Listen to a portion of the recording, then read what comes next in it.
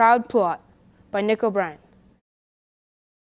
As I was getting tucked in my bed one night, I told my dad that there were some kids teasing me at school. Every day they called me names and asked me what I really was, because they said there was no such thing as a Pluot. Pluots have no history. The apples in the Bible with Adam and Eve, what has a Pluot ever done? I am what they call an allogamy, or cross-pollination fruit. We have not been accepted as equals by the pure fruit. My parents are both Pluots, but my grandma Victoria was a plum, and my grandpa Gold Bar was an apricot. I was curious about who I am, and so I asked my dad that night to tell me the story of the plums and the apricots. After setting me on my branch and covering me with my leaf, he began to tell the story. My dad's mom, Grandma Victoria, was the czar of the Republican Party. The party believed that the plums were the superior fruit. In 65 BC, Pompey the Great grew the first plums in some beautiful orchards in Rome, Italy. Plums were also seen near the Caspian Sea 2,000 years ago. Eventually, there were over 300 varieties of plums. Everybody loved the plums and admired their sweet and sour taste and the skin colors that changed during the seasons. Dad said that plums are a part of the prunus family and are drupes.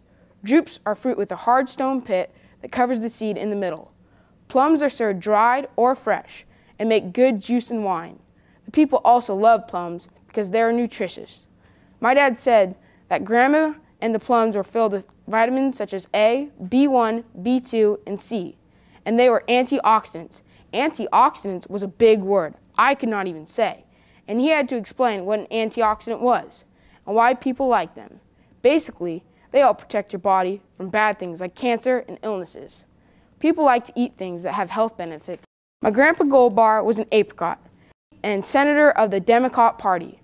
The Democrats thought the apricot was superior and better than the Republicans because they have been around since the prehistoric times and were tougher because they have survived so much. The apricot was there in China in 3000 BC, and Alexander the Great brought it to Greece during his reign.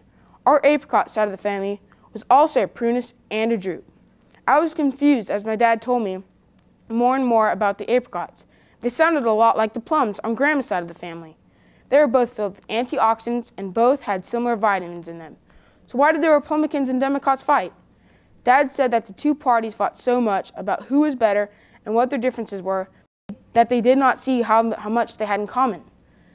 It was easy for me to see how similar my grandparents were when my dad told me their history stories. I was wondering how they ever got married if the two parties fought all the time. As the party leaders, my grandparents noticed that there was a problem between the two parties, and they decided to try and talk about what could be done so decisions could be made to improve the prunus society. My grandpa is a good listener and began agreeing with many of my grandma's ideas from the Republican view. After noticing how well my grandpa listened, my grandma asked to hear his views on those of the Democrat Party. Soon they began to understand each other's political views, and the two fruits, apricots and plums, lived together in harmony. Meanwhile, my grandparents fell in love. It was forbidden to like another fruit at the time. Fruits had to stay with their own kind. Gold Bar and Victoria went to a farmer in Modesto, California, and asked him to do the unthinkable. How could two fruits marry and create a completely different fruit?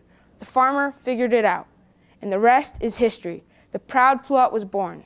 That would be my dad.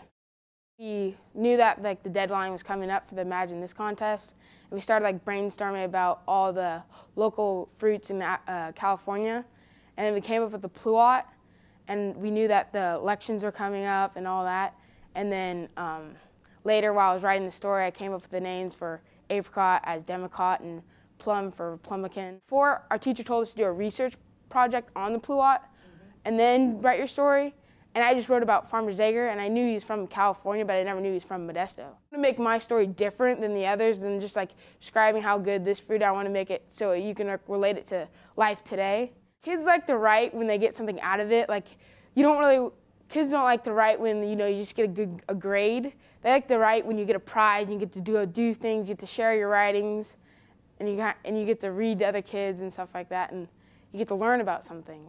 Sort of my thought that I like to just be the catalyst for opportunity for them, so I try to present as many contests that they can enter and show off their writing and have public exposure and see the other writing out there, rather than just teach narrative writing. I took the opportunity to do expository, and so before they even wrote their stories, they researched something and they were able to hear of all these different products. We started the year, and like I said, instead of just having one class, since I do 6, 7, 8, last year I only entered a 6th grade class. This year I did 6th, 7th, and 8th. So we had 90 agriculture stories being celebrated, first through research. So students were getting all of this great vocabulary, because I thought that's so important, that it's not only a creative narrative, but it incorporates so much good knowledge, you know. So I felt like the kids all had a really good base, and then we launched into a narrative of it, and they just loved it. You know, they read each other's stories, and it was actually challenging coming up with the 5 that I had to send off, I think, 5 from each grade. So we had 90 students writing, and then I had to pick 5 from each grade. You really can put this in your curriculum, especially any school in California, because right outside our window is this laboratory of, you know, agriculture and science, and as a language teacher, you know, there's so much you can take metaphorically. You can look at it, you know, it's just blooming, it's always changing. There's just always a canvas that you can draw from, that your kids can then go to work and create art. So.